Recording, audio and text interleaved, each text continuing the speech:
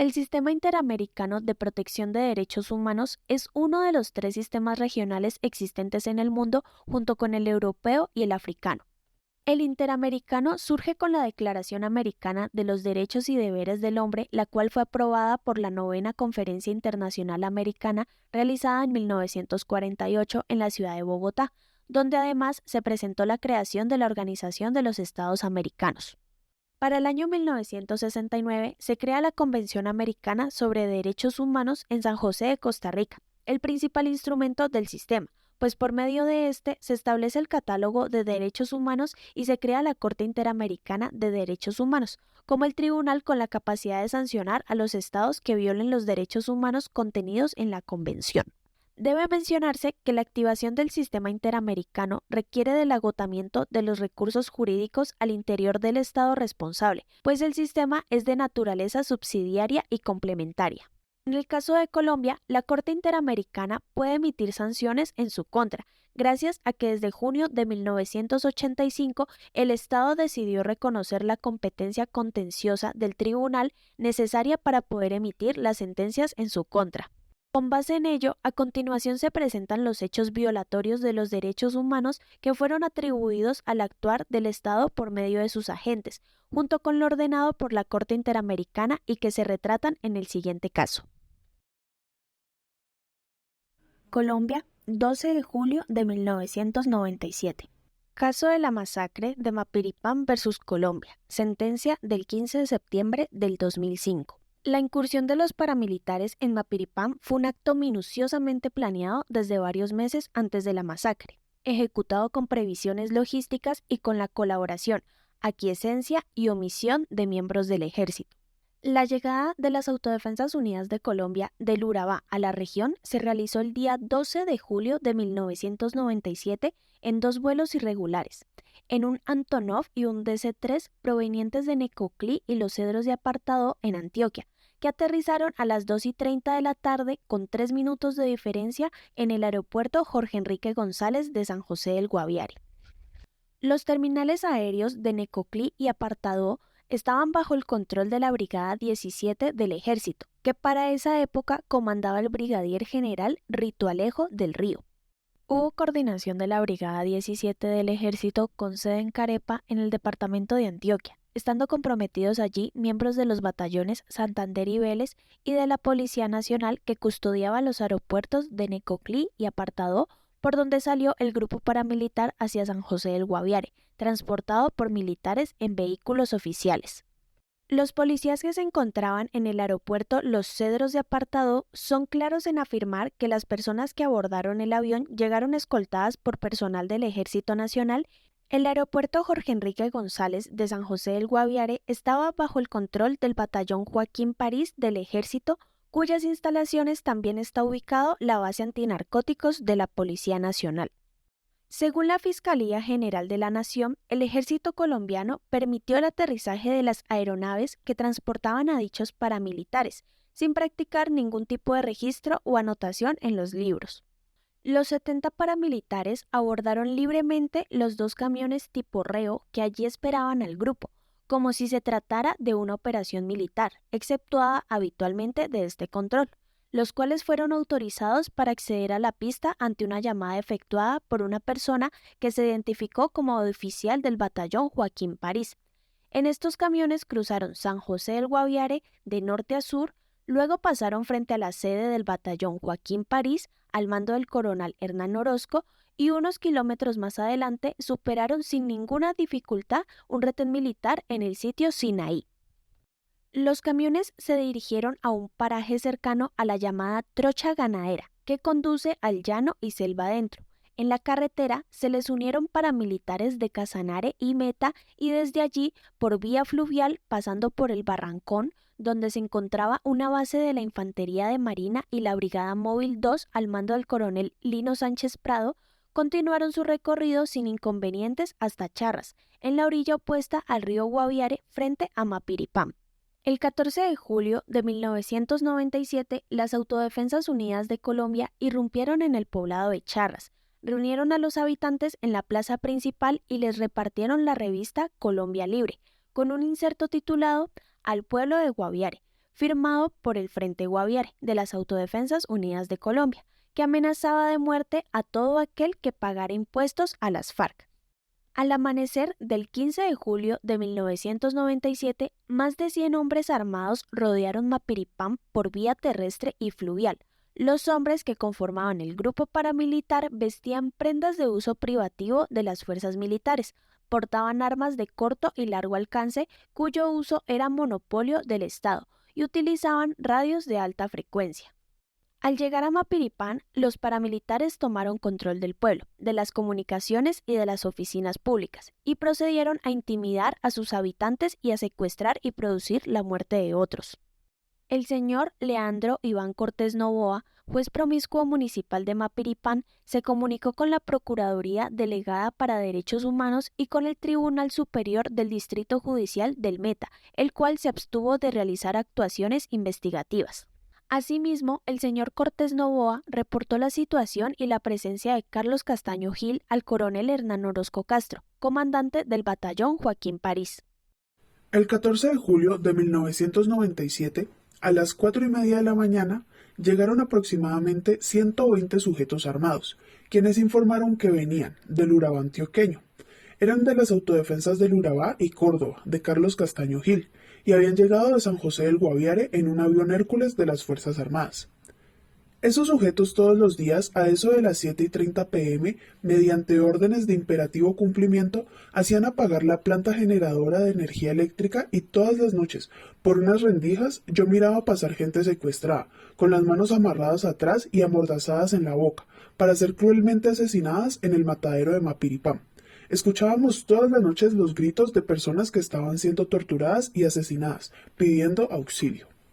El 15 de julio de 1997, el general Jaime Humberto Uzcategui Ramírez tuvo conocimiento de la presencia de las Autodefensas Unidas de Colombia en Mapiripán y del inminente atentado contra la vida de sus habitantes. El mayor Hernán Orozco Castro envió al señor brigadier general Jaime Humberto Uzcategui Ramírez, comandante de la 7ª Brigada, un memorando de información urgente donde informaba sobre la incursión y pronosticaba la violación de derechos fundamentales de la población de Mapiripán.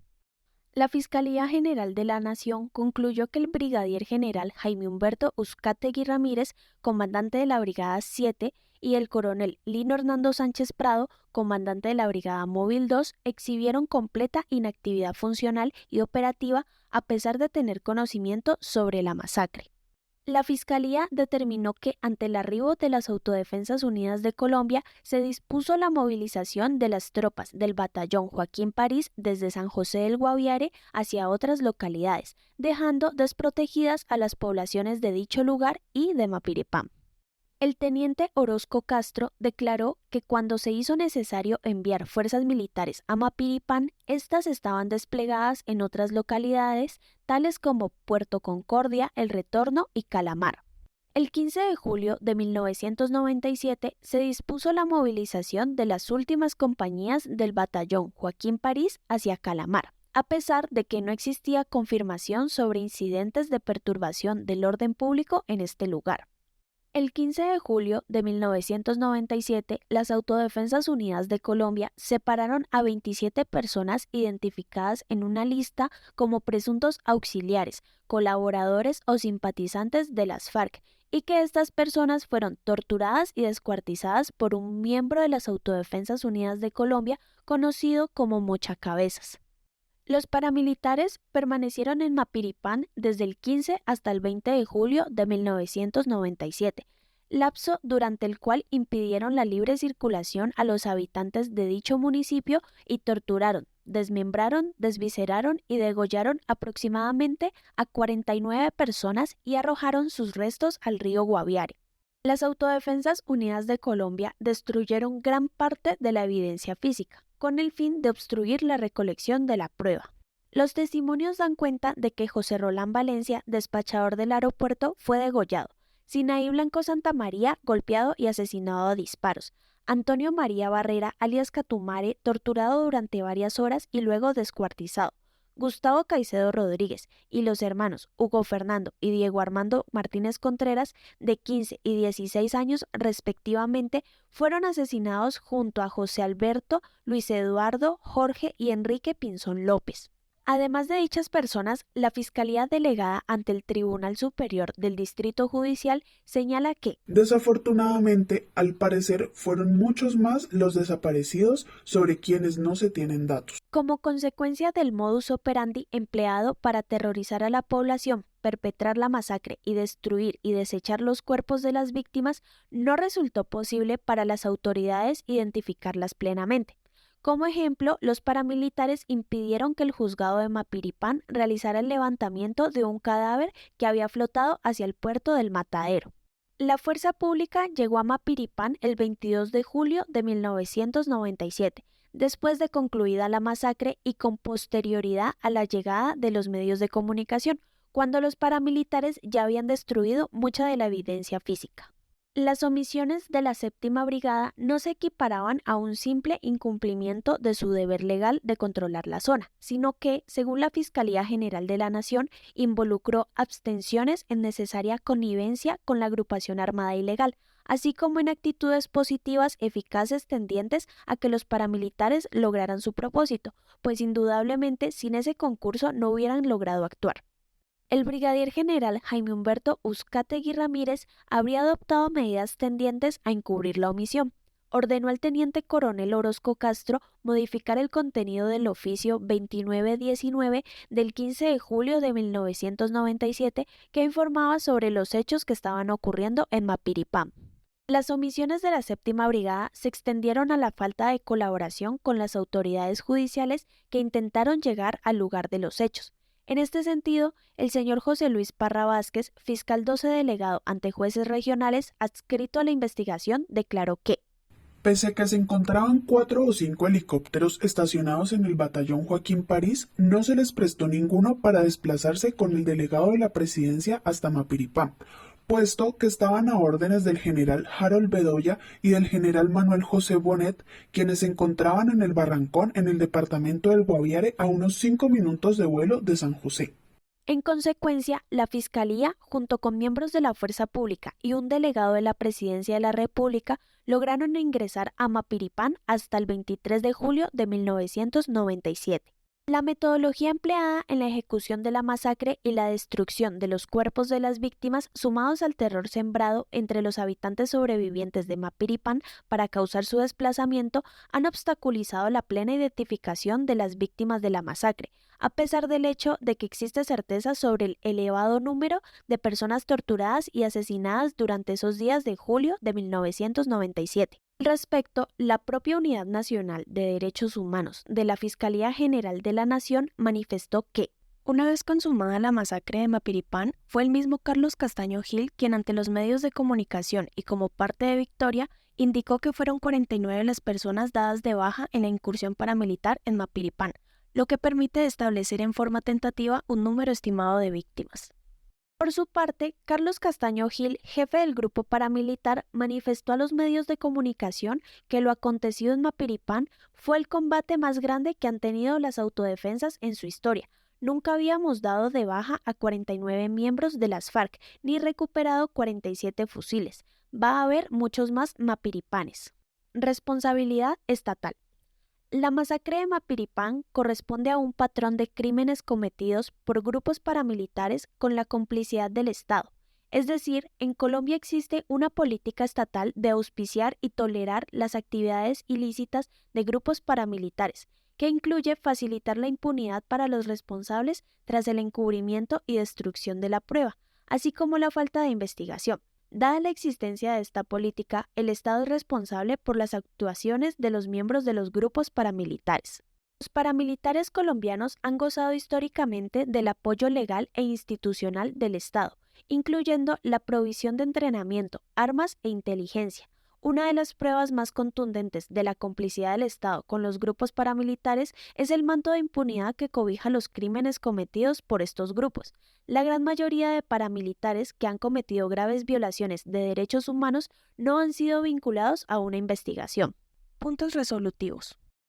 El Estado violó en perjuicio de cierto número de víctimas que el propio Estado mencionó como aproximadamente 49, de las cuales han sido individualizadas los señores José Rolán Valencia, Sinaí Blanco Santamaría, Antonio María Barrera Calle, Álvaro Tobar Muñoz, Jaime Pinzón, Raúl Morales, Edwin Morales, Manuel Arévalo, Hugo Fernando Martínez Contreras, Diego Armando Martínez Contreras, Omar Patiño Vaca, Eliezer Martínez Vaca, Gustavo Caicedo Rodríguez, Enrique Pinzón López, Luis Eduardo Pinzón López, Jorge Pinzón López, José Alberto Pinzón López, Jaime Riaño Colorado y Uriel Garzón, y la señora Ana Beiba Ramírez. Los derechos a la libertad personal, a la integridad personal y a la vida.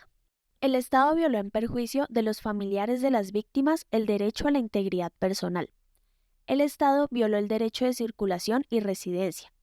El Estado violó en perjuicio de los familiares de las víctimas los derechos a las garantías judiciales y a la protección judicial. Decide. El Estado debe realizar inmediatamente las debidas diligencias para activar y completar eficazmente en un plazo razonable la investigación para determinar la responsabilidad intelectual y material de los autores de la masacre, así como de las personas cuya colaboración y aquiescencia hizo posible la comisión de la misma. El Estado debe realizar inmediatamente las debidas diligencias para individualizar e identificar en un plazo razonable a las víctimas ejecutadas y desaparecidas, así como sus familiares. El Estado debe proveer a todos los familiares de las víctimas ejecutadas o desaparecidas un tratamiento adecuado, incluida la provisión de medicamentos.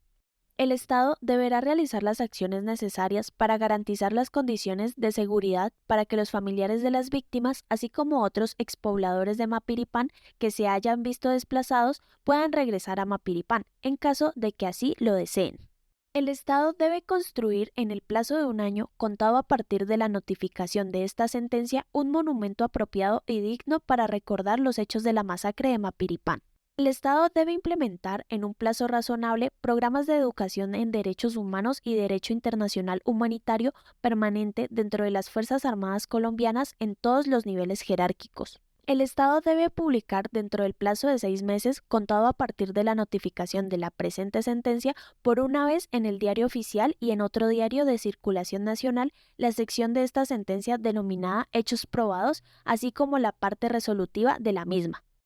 El Estado debe pagar las cantidades fijadas a favor de familiares de las víctimas por concepto de daño material. El Estado debe pagar las cantidades fijadas a favor de los familiares de las víctimas por concepto de daño inmaterial. El Estado debe pagar las cantidades fijadas por concepto de costas y gastos. Se supervisará el cumplimiento íntegro de esta sentencia y dará por concluido el presente caso una vez que el Estado haya dado cabal cumplimiento a lo dispuesto en la misma.